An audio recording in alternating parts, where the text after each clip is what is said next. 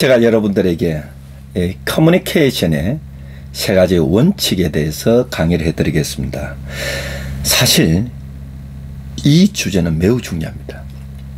또 이 커뮤니케이션의 세 가지 원칙은 대화에서 아주 나침판과 같은 역할을 할 것입니다.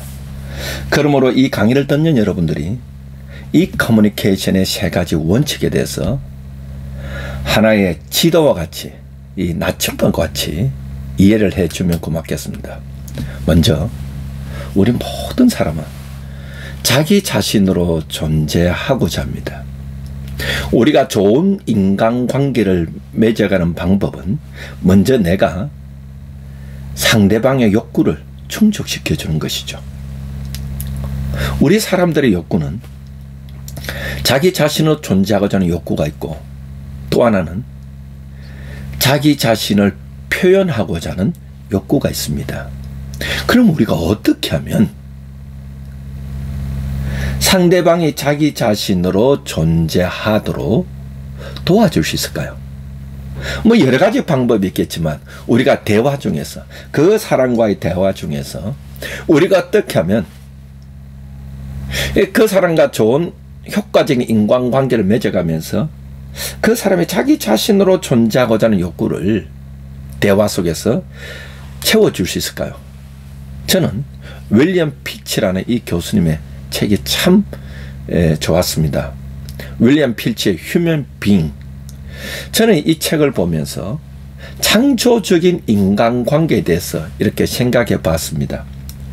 윌리엄 피치라는 이분은 휴먼 빙이라는 이 책에서 뭐라고 말했는가 하면, 우리가 창조적인 인간관계를 맺어가야 된다.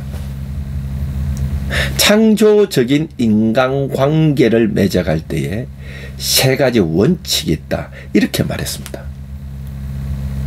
저는 이 피치라는 이 교수님의 이 책을 읽으면서 여기서 아이디어를 얻어왔습니다. 효과적인 커뮤니케이션의 세 가지 원칙이 있다는 것을 이 피치라는 교수님의 책을 통해서 제가 아이디어를 가지고 차용해 왔습니다. 그러면 우리가 어떻게 하면 그 사람을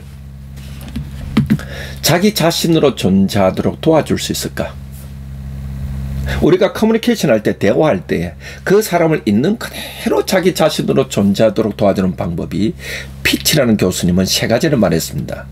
신뢰, 경청, 명료합니다. 자, 우리가 누군가와 대화할 때 그 사람을 있는 그대로의 조건을 제공해 주는 방법은 신뢰, 경청, 명료합니다. 저는 이것을 효과적인 커뮤니케이션의 세 가지 원칙이라고 말하고 싶습니다. 그리고 여러분들에게 소개하고 또한 설명해 드리겠습니다. 효과적인 커뮤니케이션의 세 가지 원칙은 신뢰, 경청, 명료합니다. 혹 이 강의를 듣는 여러분들 중에서 상담 심리학을 전공하시는 분들이 있습니까?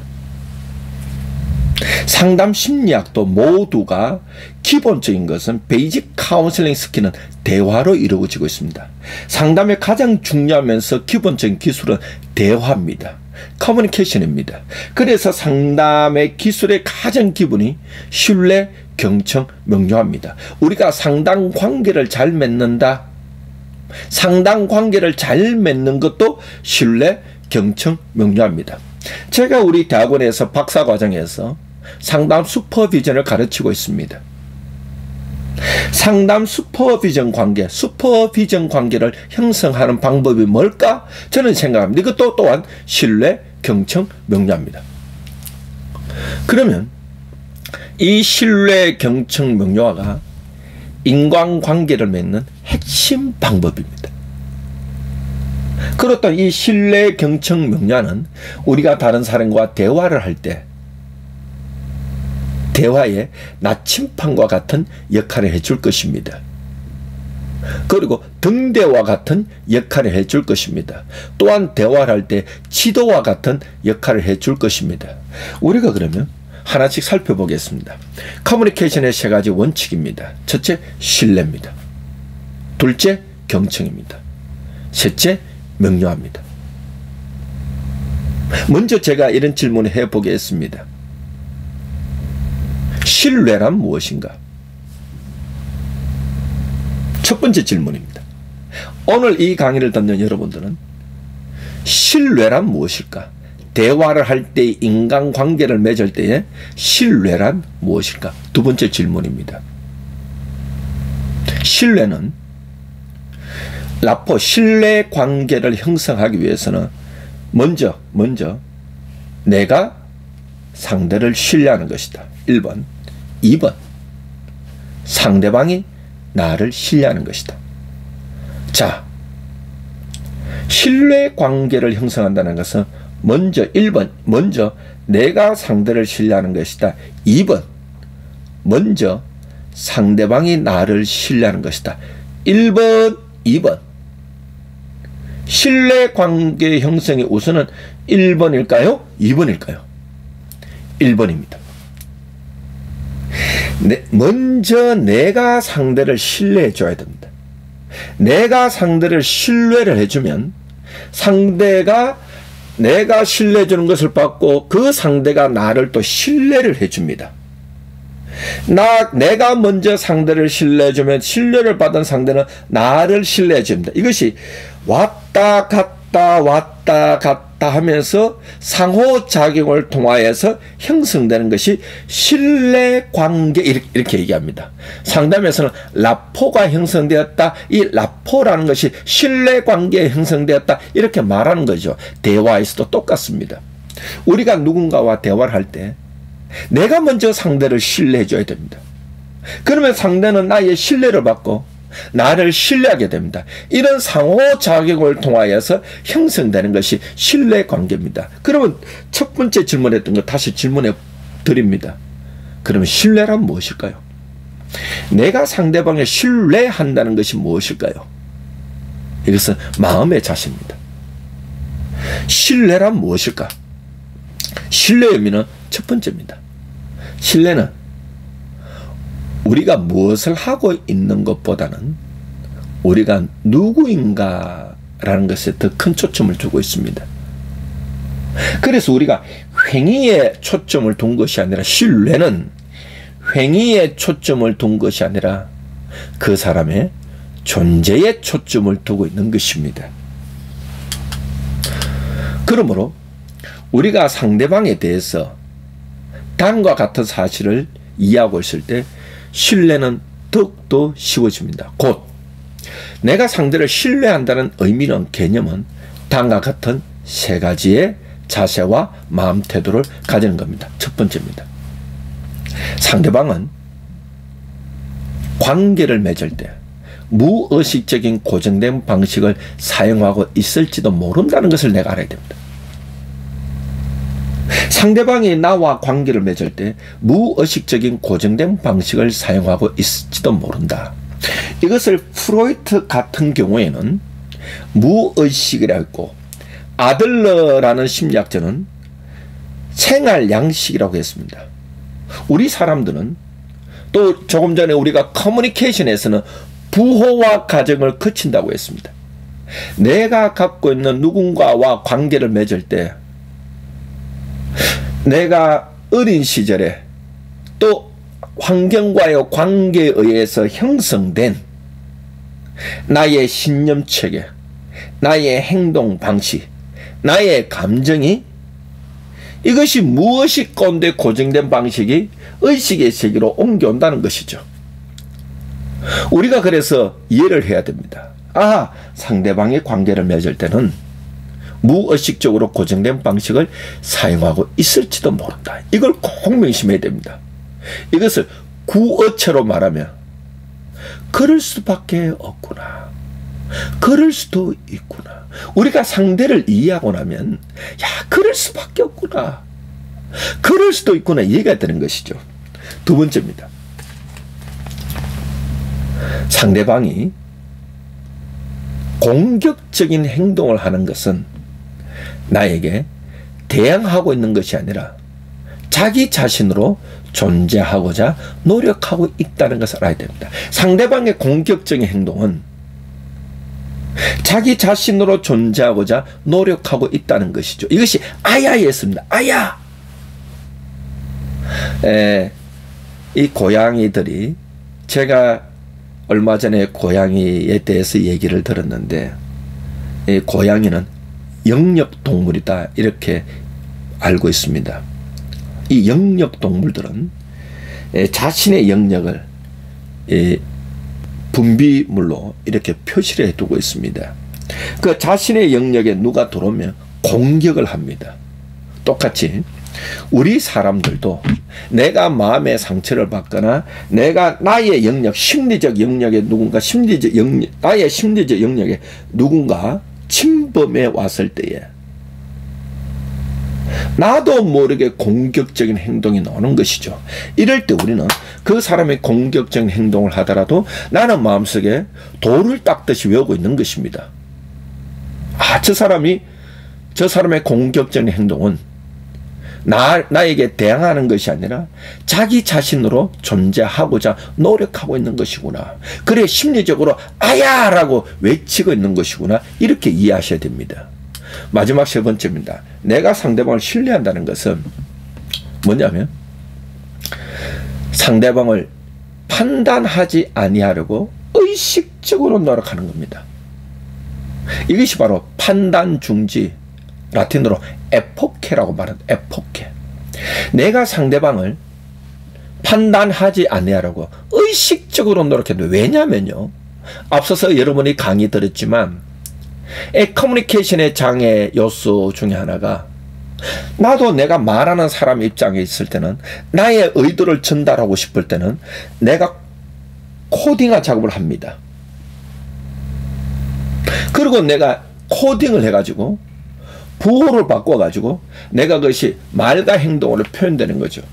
내가 듣는 사람 입장에 섰을 때는 그 사람의 말과 행동이 나에게 전달되어 왔을 때 나의 경험에 뿌룩축 채널이 돌아갑니다.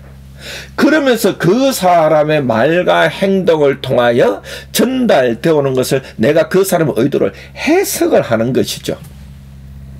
그런데 중요한 게 있습니다. 이 해석은 나의 해석입니다. 그래서 우리가 누군가를 신뢰한다는 것은 내가 의식적으로 노력해야 됩니다. 판단하지 아니하려고는 의식적으로 노력해야 됩니다.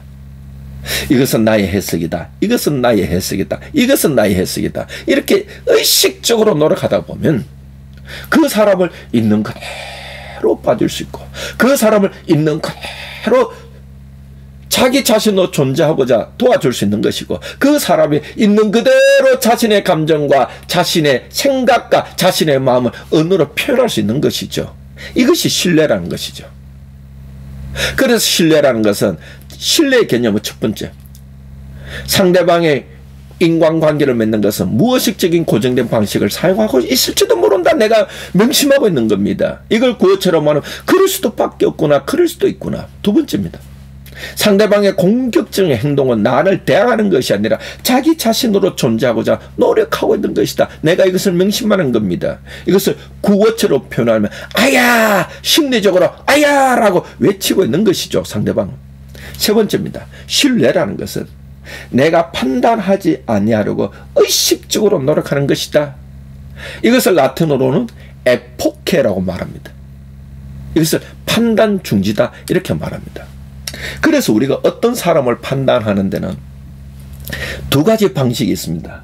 우리가 그 사람을 판단할 때는요, 두 가지 방식이 있습니다. 두 가지 방식으로 구분하고 있습니다. 하나는 뭐냐, 여기 이 화면을 한번 보시죠. 이 사람을 한번 보시기 바랍니다. 이 사람이 화가 난 것 같습니다. 그래서 서류를 이렇게 던지고 있습니다. 근데 여기 보시기 바랍니다. 우리가 그 사람을 판단할 때는 행동으로 구분하고 있습니다. 또한 존재입니다.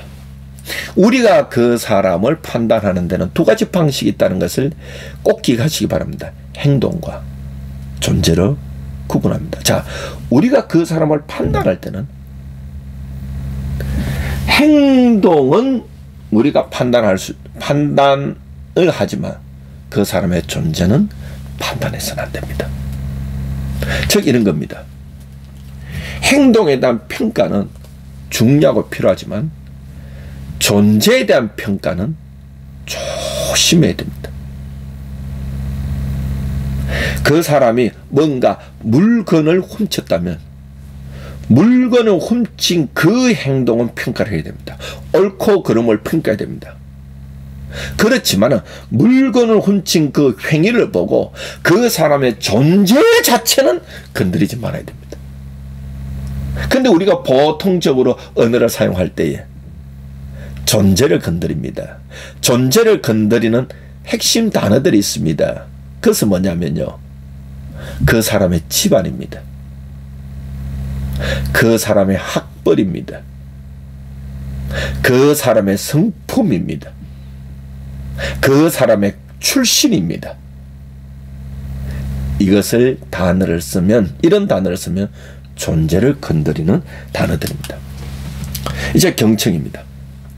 우리가 커뮤니케이션의 이 두 번째 원칙이 경청입니다. 이 경청은 말 그대로입니다. 귀 기울일 경자 들을 청입니다. 우리가 상대방을 있는 그대로 자기 자신으로 이 존재하고자 하는 조건에 두 번째가 경청이죠. 조금 전에 앞선 강의도 말했지만 이 롱테일 법칙 80%를 경청에 활용하라. 우리가 그 사람을 말해 80%를 그 사람 이야기를 듣는 것에 활용하라. 혹 오늘 이 강의를 듣는 여러분 자기 자신을 점검해 보시기 바랍니다. 가족과의 대화에서 어떻습니까? 배우자와의 대화에서 어떻습니까? 자녀와의 대화에서 어떻습니까? 직장에서 동료와의 대화 어떻습니까? 여러분의 친구와의 대화 어떻습니까? 경청하는데 80%를 할애하고 있습니까? 그 사람을 있는 그대로 존재하도록 도와주는 방법은 두 번째 조건이 경청입니다. 경청이라는 것은 다른 것 무엇보다도 상대방의 감정을 듣도록 노력하는 겁니다. 그 사람은 커뮤니케이션을 통하여 언어적 커뮤니케이션과 비언어적 커뮤니케이션을 통하여 두 가지를 전달합니다. 내용을 전달하고 감정을 전달합니다. 진정한 경청은 사실과 내용을 듣기보다는 감정을 듣도록 노력해야 됩니다. 그 사람의 심정을 듣도록 노력해야 됩니다. 그래서 이 경청은 그 사람의 감정에 리듬을 맞춰 나가는 것이죠. 진정한 행복은 함께 리듬을 맞춰 나가는 겁니다. 그래서 우리는 단지 그 사람의 생각과 사실 그 자체만이 아니라 그 사람의 감정을 듣도록 노력해야 되는 것입니다. 그래서 이 경청은 감정이 전하는 깊은 메시지를 듣고자 노력하는 겁니다. 자, 이렇게 합니다. 경청은 그 사람이 전하고자 하는 내용과 사실보다는 한 단계 더 올라가서 감정을 듣고자 노력하는 것이고, 또 한 단계 고차원적인 의미는 감정 이면에 있는 그 사람이 진짜 전하고자 하는 메시지, 의도를 듣고자 노력하는 것입니다. 이런 경우가 있습니다. A라는 사람이 죄송합니다. 지난번에 지시하신 일을 아직 끝내지 못했습니다. 깊은 메시지를 들어보시기 바랍니다. 사실이 아닙니다. 감정과 의도를 들어보시기 바랍니다. 이것이 경청입니다. 그녀는 열심히 일했는데 일을 마무리 못해서 걱정을 하고 있는 것 같네. 이 정도 듣는 것. 이제 마지막 세 번째, 그 사람을 있는 그대로 자기 자신으로 존재하도록 도와주는 조건이 명료합니다. 이 밝게 비추어준다, 밝게 요약해서 보여준다, 이것입니다. 밝게 요약해서 보여준다, 즉 거울의 역할인 거죠. 그래서 우리가 서로 성장할 수 있는 창조적인 인간관계는 이렇게 하는 겁니다. 먼저 상대방의 감정을 내가 수용을 하는 것이죠.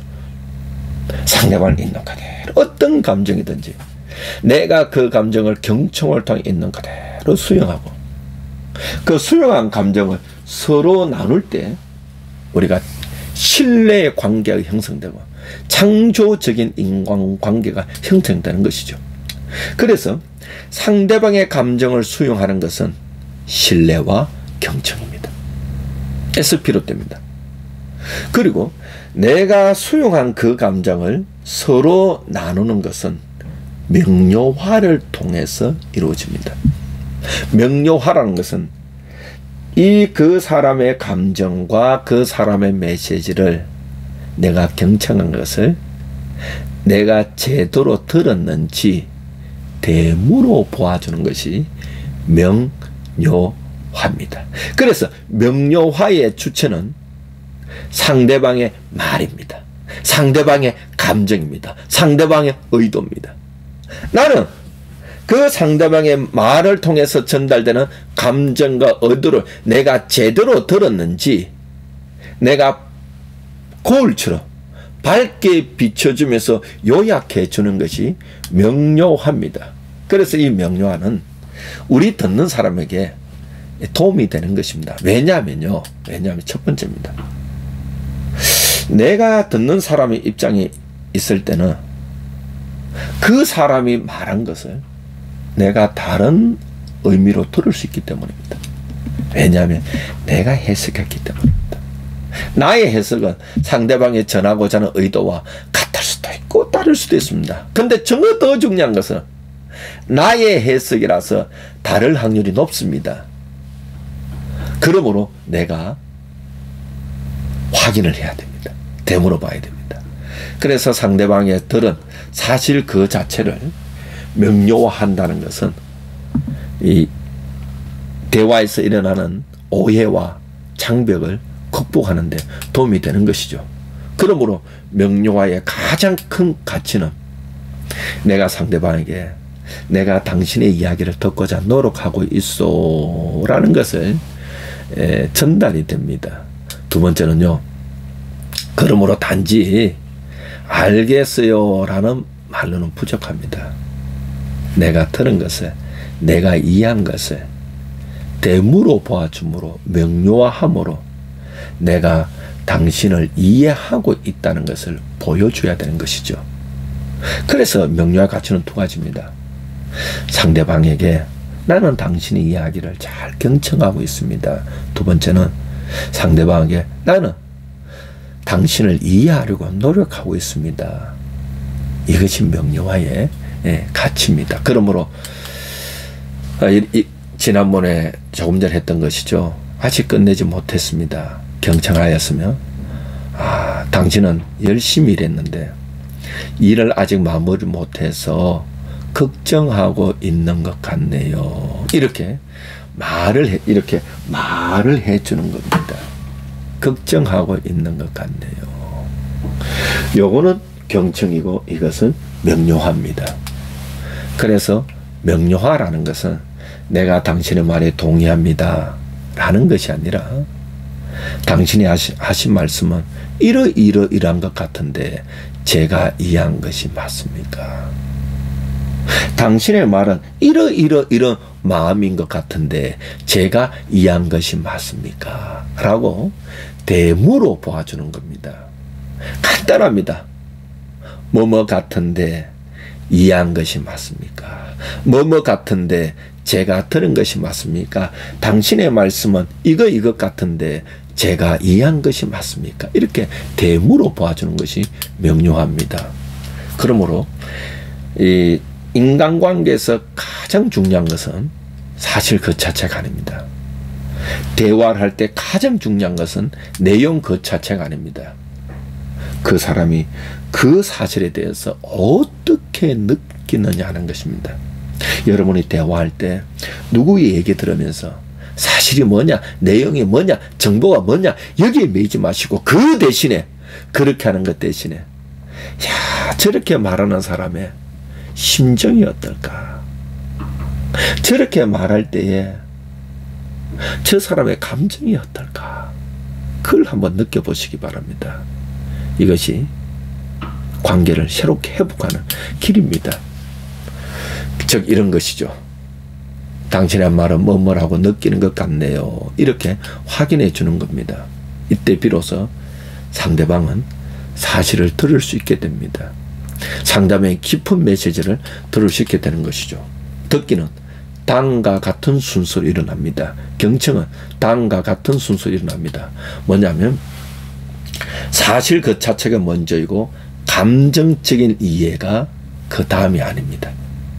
우리는 보편적으로 이렇게 듣고 있습니다.